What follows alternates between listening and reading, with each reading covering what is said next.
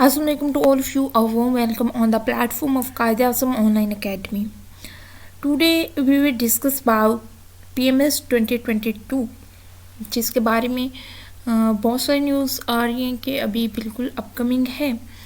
तो उसकी स्ट्रैटेजी क्या है, बेसिकली हम इसमें डिस्कस करेंगे। सबसे पहले कि पीएमएस क्या है, इसको हेल्ड और कंडक्ट कौन करवाता है, इसमें कितने पेपर होते हैं, किस तरह के कौन कौन से ऑप्शनल सब्जेक्ट्स होते हैं, उनको हम किस तरह चूज़ कर सकते हैं, और फिर इनकी हम कितने शॉर्ट टाइम के अंदर किस तरह जो है इसकी प्रेपरेशन कर सकते हैं मिनिमम टाइम के अंदर। तो वो सारी चीज़ें हम लोग जो है वो आज की इस वीडियो में डिस्कस करने की कोशिश करेंगे। एक बात आप लोगों को सबसे पहले बताते चलें कि अगर आप लोग जो है वो पीएमएस की प्रेपरेशन कर रहे हैं तो ये बहुत ज़्यादा क्वेश्चन पूछा जाता है बच्चों का। सबसे पहले मैं ये आपको क्लियर कर देना चाहती हूँ कि आप इंग्लिश और उर्दू दोनों में इसको अटैम्प्ट कर सकते हैं। ये आप लोगों का सबसे ज़्यादा पूछा जाने वाला क्वेश्चन है स्टूडेंट्स का। तो ये चीज़ आपको सबसे पहले क्लियर कर दूं कि आप इसको उर्दू में भी अटैम्प्ट कर सकते हैं। ठीक है, तो अब हम स्टार्ट करते हैं। सबसे पहले कि पीएमएस पंजाब को अगर हम देखें तो ये है हमारे पास प्रोविजनल मैनेजमेंट सर्विस। पीएमएस में प्रोविजनल मैनेजमेंट सर्विस, और ये किसी भी प्रोविंस का प्रीमियर सिविल सर्विस है। और हम बात कर रहे हैं पीएमएस पंजाब की, तो ये प्रोविंस पंजाब की जो है ये प्रीमियर सिविल सर्विस है। ये सबसे जो है वो अप लेवल की सिविल सर्विस होती है पंजाब के अंदर। और ये जो है वो पब्लिक की जो है वो बेटरमेंट के लिए जो ऑफिसर्स जो हैं उनको हायर किया जाता है पीएमएस के थ्रू। इसमें जो पीएमएस ऑफिसर्स होते हैं वो डिफरेंट स्ट्रीम्स से आते हैं। 50% वो लोग होते हैं जो प्रमोशन करवा के आते हैं, लाइक जो लोग तहसीलदार हैं, सुप्रीडेंट्स हैं, पर्सनल सेक्रेटरीज हैं, इस तरह के जो लोग हैं वो उनको जब प्रमोशंस मिलती हैं तो तहसीलदार, फिर उससे आगे वो एसी बनते हैं, डीसी, तो इस तरह वो प्रमोट होके ऊपर आते हैं। इसी तरह जो 50% कैंडिडेट्स हैं वो इस तरह के होते हैं जो प्रमोट होकर आते हैं, और 50% जो होते हैं वो इस पीएमएस पंजाब जो ये टेस्ट होता है प्रोविंशियल मैनेजमेंट सर्विस का, इसके थ्रू जो है वो कम्पिटिटिव एग्जामिनेशन होती है। हर साल इसका जो है ये कंडक्ट करवाया जाता है, लेकिन पिछले कुछ सालों से ये हर साल पॉसिबल नहीं है। लाइक कोविड की वजह से 2021 में नहीं हुआ, तो वो 2022 के अंदर जो पीएमएस 2021 था उसका जो उसको हेल्ड जो है वो 2022 के अंदर करवाया गया। इसी तरह अब जो अपकमिंग पीएमएस है वो पीएमएस 2022 होगा बेसिकली, और उसको हेल्ड जो है वो 2023 के अंदर करवाया जाएगा। तो एक तो ये आप लोगों की कन्फ्यूजन दूर हो गई। तो 50% जो कैंडिडेट्स हैं, 50% जो ऑफिसर्स हैं वो ये कम्पिटिटिव एग्ज़ाम जो है ये पास करके डायरेक्ट जो है वो एलोकेट हो जाते हैं। उसके बाद ये पीएमएस का एग्ज़ाम लेता कौन है, तो पीएमएस का ये एग्ज़ाम जो है ये पीपीएससी पंजाब के जो हमारे पास है सर्विस कमीशन है, पंजाब पब्लिक सर्विस कमीशन, वो हेड करवाते हैं। और इसमें जो है वो जितने भी लोग क्वालिफाई करते हैं डायरेक्ट उन्हें 17 स्केल की जो है वो कोई भी पोस्ट जो है वो दी जाती है। अब इसके अंदर प्रोसीजर क्या है वो सारा आगे हम डिटेल में डिस्कस करते हैं। तो इसके अंदर टोटल हमारे पास 12 पेपर्स होते हैं। उन 12 पेपर्स के अंदर जो लोग पास करते हैं उन 12 पेपर्स को हम रिटन बोलते हैं। तो वो रिटन पास करते हैं, उसके बाद इंटरव्यू होता है, उसके बाद फर्दर जो है वो स्टेजेस आती हैं। तो उसके बाद जो है वो डिफरेंट स्टेजेस से स्क्रूटनी से गुज़र के जो है हमारे पास फाइनली जो एंड पे जो सबसे प्रायोरिटी पे स्टूडेंट्स होते हैं, कैंडिडेट्स होते हैं, वो एलोकेट होते हैं। तो ये है इसका बेसिकली प्रोसीजर। अब हम देखते हैं कि इसके अंदर कौन से जो है सब्जेक्ट्स कंपल्सरी हैं, कौन से ऑप्शनल्स हैं, उनका सिलेबस क्या है, उसको आप चूज़ कैसे कर सकते हैं, तो वो सारी चीज़ें। सबसे पहले हम देखते हैं अगर इसके सब्जेक्ट्स, तो ये जो एग्ज़ामिनेशन होती है इसमें हमारे पास 6 कंपल्सरी सब्जेक्ट्स होते हैं और 3 ऑप्शनल सब्जेक्ट्स होते हैं। इसके कंपैरिजन में अगर हम देखें तो CSS के अंदर आप लोगों को पास डिफरेंट सब्जेक्ट्स आप चूज़ करने होते हैं। 100 मार्क्स के सब्जेक्ट्स होते हैं, 200 मार्क्स के, तो उसके अकॉर्डिंग आप लोग, लेकिन PMS के अंदर जितने भी सब्जेक्ट्स हैं वो सारे ही 200 मार्क्स के हैं। तो इस वजह से पेपर आपके 12 ही होंगे, एग्जामिनेशन आपका 1200 मार्क्स का ही होगा, लेकिन आपके टोटल एग्ज़ाम्स 1200 मार्क्स के होंगे। 6 आपके पास कंपल्सरी सब्जेक्ट्स होंगे जिनके 600 मार्क्स होंगे, बट ऑप्शनल सब्जेक्ट्स आपके पास 3 होंगे। आपको 3 ऑप्शनल सब्जेक्ट्स चूज़ करने होंगे और हर सब्जेक्ट जो है वो उसके 200 मार्क्स होंगे। 200 नंबर का हर सब्जेक्ट होगा और हर सब्जेक्ट के आपके पास 2 पेपर होंगे, ठीक है, पेपर A और पेपर B, या पेपर 1 और पेपर 2, जो भी आप कह लें। तो यहाँ पे आपको 3 ऑप्शनल सब्जेक्ट्स चूज़ करने होते हैं। हमारे पास ये 6 सब्जेक्ट्स होते हैं और टोटल कंपल्सरी, और इनके टोटल मार्क्स होते हैं जी 600, और 3 सब्जेक्ट्स होते हैं ऑप्शनल और उनके टोटल मार्क्स होते हैं 600। अब हम कंपल्सरी सब्जेक्ट्स को देख लेते हैं कि कौन कौन से सब्जेक्ट्स हमारे पास कंपल्सरी हैं। हमारे पास इंग्लिश ऐसे का एक पेपर होता है, इसमें आपको जो है वो एक ऐसे जो है वो अटेम्प्ट करना होता है। आपके पास 2 घंटे का टाइम होता है, 2 आवर्स टाइम होता है। आपको 100 मार्क्स का पेपर होता है और आप लोगों ने इस पेपर को जो है वो 1500 से 2500 वर्ड्स के दरमियान ये पेपर इंग्लिश ऐसे का, इसकी आलमोस्ट इतनी लेंथ बनती है, आप लोगों ने इसको अटेम्प्ट करना होता है। उसके बाद सेकंड पेपर होता है इंग्लिश प्रेसी का। इसके अंदर आप लोगों के पास जो है वो प्रेसी होती है, आपको अटेम्प्ट करनी होती है। उसके अलावा ट्रांसलेशन होती है, उर्दू इनटू इंग्लिश, कंपोजिशन होती है, इडियम्स वगैरह होते हैं।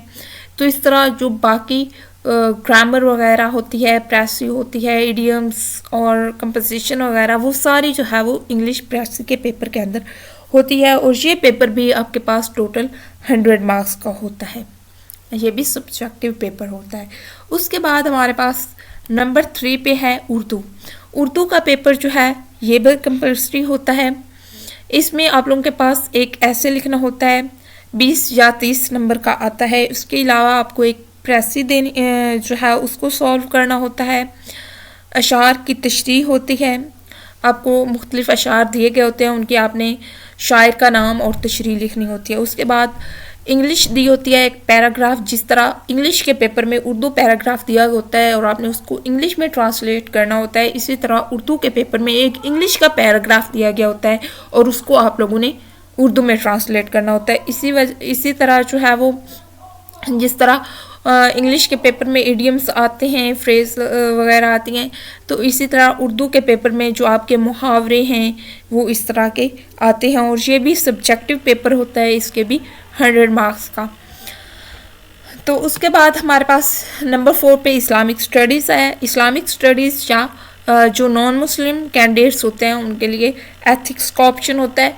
और एक चीज़ और भी नॉन मुस्लिम कैंडिडेट्स के लिए कि क्या वो भी इस्लामिक स्टडीज़ कर सकते हैं। यस, उनके पास ऑप्शन होता है, वो चाहें तो इस्लामिक स्टडीज़ भी अटेम्प्ट कर सकते हैं और अगर वो चाहें तो एथिक्स का जो है वो उसको अटेम्प्ट कर सकते हैं। तो इसमें अब सब्जेक्टिव भी होते हैं, 20 मार्क्स के 20 मार्क्स के ऑब्जेक्टिव होते हैं और 80 मार्क्स का सब्जेक्टिव पेपर होता है। टोटल 100 मार्क्स का ये पेपर होता है इस्लामिक स्टडीज या एथिक्स का। 20 मार्क्स के ऑब्जेक्टिव होते हैं और 80 मार्क्स का सब्जेक्टिव पेपर होता है इस्लामिक स्टडी का। उसके बाद नंबर 5 पे आपके पास पाकिस्तान स्टडीज़ है। इसमें भी 20 मार्क्स का ऑब्जेक्टिव होते हैं, 80 मार्क्स का सब्जेक्टिव पेपर होता है और टोटल 100 मार्क्स का। इसमें Pakistan studies, history, post partition, pre partition, ये जो है वो सारा इसके अंदर आता है पाकिस्तान स्टडीज़ के अंदर। उसके बाद जी नंबर 6 पे जीके, और ये कहा जाता है और अब तक ये ऑब्ज़र्व किया गया है कि जीके का पेपर जो है वो पीएमएस का सबसे टफ जो है वो पेपर, बिकॉज टफ इस वजह से कहा जाता है क्योंकि इसमें फेलिंग रेशो सबसे ज़्यादा पाई गई है कि जीके के पेपर में सबसे ज़्यादा फेलिंग रेशो है कैंडिडेट्स की। पीएमएस के बाकी सारे सब्जेक्ट्स की अगर कंपैरिजन में देखें तो जीके में सबसे ज़्यादा कैंडिडेट्स फेल होते हैं। इसकी एक वजह ये भी है कि इसके अंदर नेगेटिव मार्किंग भी होती है। जीके के अंदर नेगेटिव मार्किंग होती है और नेगेटिव मार्किंग की रेशो ये है कि अगर आपके 4 एमसीक्यूज़ गलत हो गए तो 5वां एमसीक्यू जो आपका ठीक है उसके भी नंबर डिटेक्ट कर लिए जाएंगे। मीन नेगेटिव मार्किंग होती है 0.25% इसके अंदर। तो ये थे कंपल्सरी सब्जेक्ट्स। इसके अलावा अब जो फर्दर आपके पास होते हैं 3 ऑप्शनल सब्जेक्ट्स। तो ऑप्शनल सारे डिटेल में हम उनको देख लेते हैं कि कौन कौन से ऑप्शनल हैं, कौन से ग्रुप में कौन कौन से और किस तरह हम इनको चूज़ कर सकते हैं। तो आपके पास टोटल 7 ग्रुप्स हैं और हर ग्रुप में से हर ग्रुप जो है वो उसमें जितने भी सब्जेक्ट्स हैं वो 200 मार्क्स के हैं। मीन हर ग्रुप में से आप कोई एक सब्जेक्ट चूज़ कर सकते हैं अपनी मर्ज़ी का।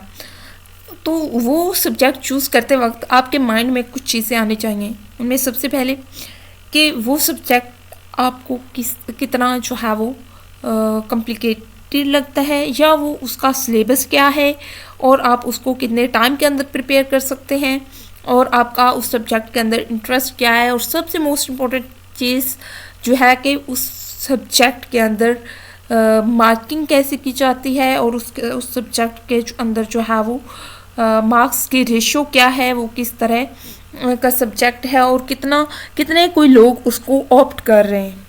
ठीक है, तो ये सारी चीज़ें जो है आपको अपने माइंड में रख के माइंड मैप के। और एक और चीज़ जो अब तक ये कहा जाता रहा कि साइंसेस के सब्जेक्ट जो हैं वो चूज़ नहीं करने चाहिए, उसमें मार्क्स बहुत कम आते हैं, इस तरह की चीज़ें वो मार्क्स नहीं देते।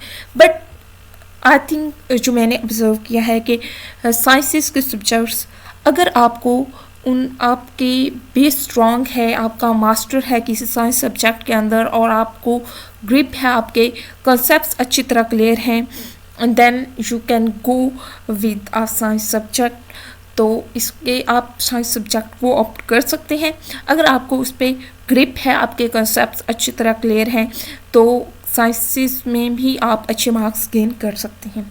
तो ये चीज़ और बट अगर आपका बेसिक साइंस का बैकग्राउंड है लेकिन आपके कंसेप्ट उतनी अच्छी तरह क्लियर नहीं है, आपको नहीं लगता कि आप शॉर्ट टाइम के अंदर इनकी अच्छी प्रेपरेशन कर सकते हैं, देन आप बेशक साइंसेस के बैकग्राउंड के साथ बेशक आप हैं बट आप कोई भी आर्ट्स का सब्जेक्ट जो है वो पीएमएस के अंदर चूज़ कर सकते हैं।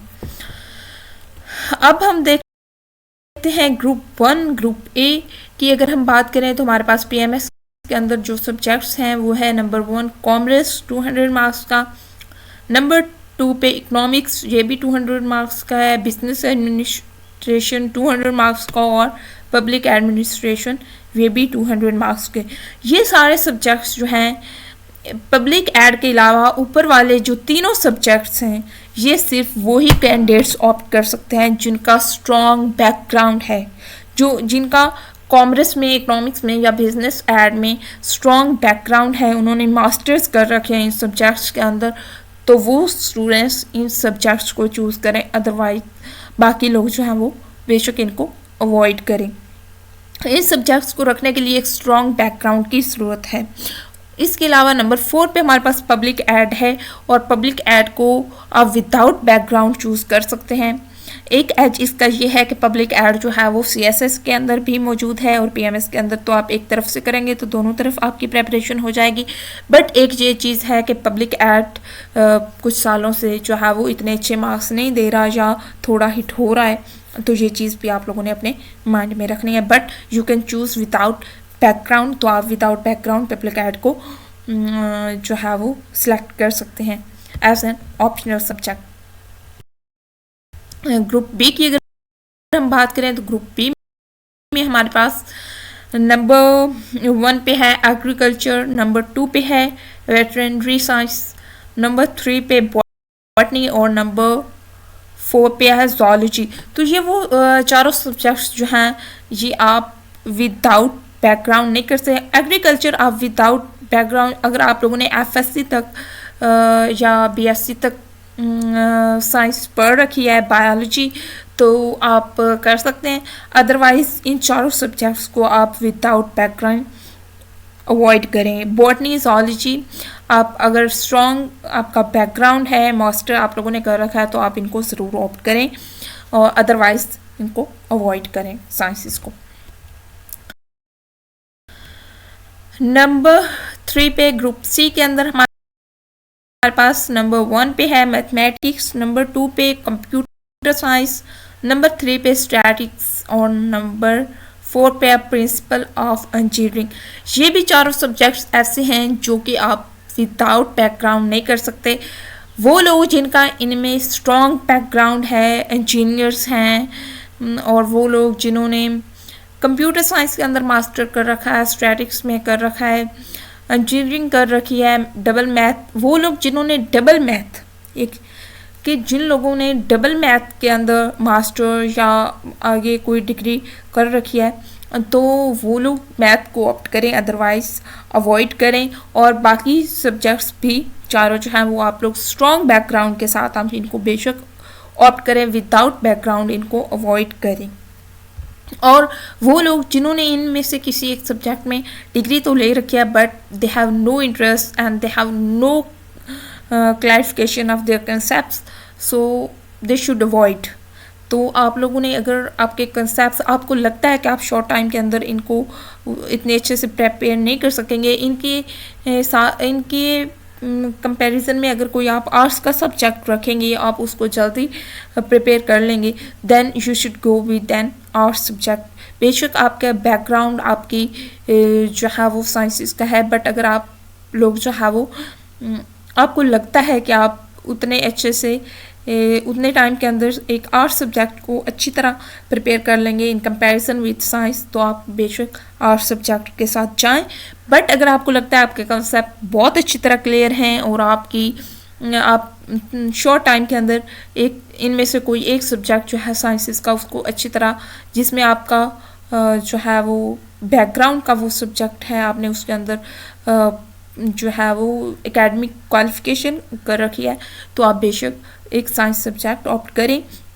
वो जो एक कंसेप्ट था ओल्ड कंसेप्ट के आप साइंसेस मार्क्स नहीं देते, अगर आपके कंसेप्ट क्लियर हैं, आपकी स्ट्रॉन्ग बैकग्राउंड है, तो साइंसेस मार्क्स आपको देगा, तो आप इसको साइंसेस को चूज़ कर सकते हैं, साइंस का कोई भी सब्जेक्ट। अब हमारे पास है जी ग्रुप डी में हमारे पास नंबर 1 पे है फिजिक्स, नंबर 2 पे केमिस्ट्री, नंबर 3 पे जियोलॉजी और नंबर 4 पे जियोग्राफी। इसमें फिजिक्स और केमिस्ट्री दो सब्जेक्ट्स विदाउट स्ट्रॉन्ग बैकग्राउंड आप इनको ऑप्ट नहीं कर सकते, बट जियोलॉजी और जियोग्राफी आप without background if you have an interest then you can go geology और जियोग्राफी। तो आप विदाउट बैकग्राउंड जियोग्राफी और जियोलॉजी को ऑप्ट कर सकते हैं, बट फिजिक्स और केमिस्ट्री विदाउट स्ट्रॉन्ग बैकग्राउंड आप लोग नहीं कर सकते। उसके बाद जी ग्रुप ई है। ग्रुप ई में हमारे पास नंबर 1 पे है पॉलिटिकल साइंस, और पॉलिटिकल साइंस के लिए एक और चीज़ इसके बता दूं कि पॉलिटिकल साइंस जो है वो मोस्ट ऑप्टेड सब्जेक्ट भी है PMS के अंदर, तो इसको मेजॉरिटी लोग जो हैं वो पॉलिटिकल साइंस को ऑप्ट करते हैं और मार्क्स वगैरह भी अच्छे आ जाते हैं ऑलमोस्ट, और मेजॉरिटी इसको ऑप्ट करती है, तो इस वजह से भी तो पॉलिटिकल साइंस जो है वो ये स्टूडेंट्स का एक फेवरेट सब्जेक्ट भी है पीएमएस के अंदर। उसके बाद जी नंबर 2 पे हिस्ट्री है, नंबर 3 पे लॉ है और नंबर 4 मैथ कम्युनिकेशन है। तो इन पॉलिटिकल साइंस और हिस्ट्री आप विदाउट बैकग्राउंड भी कर सकते हैं, और लॉ और मैथ कम्युनिकेशन आप लोग जो है विदाउट बैकग्राउंड नहीं कर सकते। इनके लिए आप लोगों को लॉ के लिए वही स्टूडेंट्स लॉ करें जिन्होंने एलएलबी कर रखा है, और मैथ कम्युनिकेशन भी वही लोग करें जिनके बैकग्राउंड है। पॉलिटिकल साइंस और हिस्ट्री जो है वो कोई भी स्टूडेंट विदाउट बैकग्राउंड भी ऑप्ट कर सकते हैं, बट इस जो ग्रुप है इस ग्रुप के अंदर जो फेवरेट सब्जेक्ट है स्टूडेंट्स का और ओवरऑल भी मोस्ट ऑप्टेड सब्जेक्ट वो पॉलिटिकल साइंस है। मार्क्स वगैरह भी पॉलिटिकल साइंस में अच्छे आ जाते हैं। उसके बाद जी ग्रुप एफ में हमारे पास नंबर 1 पे है फिलोसफी, नंबर 2 पे साइकोलॉजी, नंबर 3 पे सोशियोलॉजी और नंबर 4 पे सोशल वर्क। तो आप साइकोलॉजी विदाउट बैकग्राउंड आप नहीं कर सकते। फिलोसफी, सोशियोलॉजी और सोशल वर्क ये 3 ऐसे सब्जेक्ट्स हैं जो आप विदाउट बैकग्राउंड भी कर सकते हैं। और इसमें जो है वो सोशियोलॉजी और सोशल वर्क ये बहुत सारे स्टूडेंट्स ऑप्ट करते हैं, और विदाउट बैकग्राउंड ये बहुत ज़्यादा ऑप्ट किया जा रहा है और मार्क्स भी अच्छे आते हैं। But in comparison with sociology social work का जो सिलेबस है वो शॉर्ट है, तो इसलिए मोस्टली लोग सोशल वर्क को जो है वो प्रायोरिटी पे रखते हैं। But if you have a background with sociology then you can go with sociology. और इस ग्रुप के अंदर सोशियोलॉजी और सोशल वर्क दोनों ही बहुत ज़्यादा ऑप्ट किए जाने वाले सब्जेक्ट्स हैं, और मार्क्स भी दोनों ही अच्छे देते हैं। बट अगर हम देखें सिलेबस में तो सोशल वर्क का सिलेबस थोड़ा शॉर्ट है, तो इस वजह से इसको ज़्यादा कहा जाता है कि रिकमेंड किया जाता है कि आप सोशल वर्क के साथ जाएं। उसके बाद जी ग्रुप जी के अंदर हमारे पास नंबर 1 पे है इंग्लिश लिटरेचर, नंबर 2 पे है उर्दू, नंबर 3 पे अरबिक और नंबर 4 पे एजुकेशन। तो इसमें आप अरबिक को विदाउट बैकग्राउंड आप नहीं ऑप्ट कर सकते। इसके लिए आपका बैकग्राउंड होना ज़रूरी है। अरबिक अगर आपको ग्रिप है अरबिक लैंग्वेज में तो आप उसको बेशक ऑप्ट करें। बाकी एजुकेशन इस ग्रुप में से जो है वो ग्रेजुअली अच्छे मार्क्स देने वाला सब्जेक्ट है। English literature and Urdu you can opt. तो English literature, Urdu and education without background आप इन तीनों को भी ऑप्ट कर सकते हैं। बट अरबिक आप without background, without a grip on this language आप इसको जो है ऑप्ट ना करें। उसके बाद पर्शियन भी अरबिक की तरह ही आप इसको जो है वो विदाउट बैकग्राउंड अवॉइड करें तो ज़्यादा बेहतर है पर्शियन को। But if you have a background and you have a grip then you can choose Persian as an optional subject. And Punjabi is the most opted subject in PMS Punjab, और सबसे ज़्यादा favourite subject students का, examiners का पंजाबी है, because it's a PMS Punjab. तो इसके अंदर पंजाबी जो है मोस्ट ऑप्टेड भी है, और अगर आप लोग आपको पंजाबी से थोड़ा बहुत इंटरेस्ट है, आप किसी जो है आपको थोड़ी बहुत पंजाबी समझ आती है, तो आप ज़रूर PMS के अंदर और CSS के अंदर भी मैं ये कहूँगी कि आप पंजाबी को ज़रूर रखें। पंजाबी को आप पंजाबी बिकॉज इसकी एक ये भी रीज़न होती है कि जो एग्ज़ामिनर होता है वो चेक कर रहा होता है, तो वो अपनी जो लोकल लैंग्वेज है उसको प्रमोट करना चाह रहा होता है, ठीक है।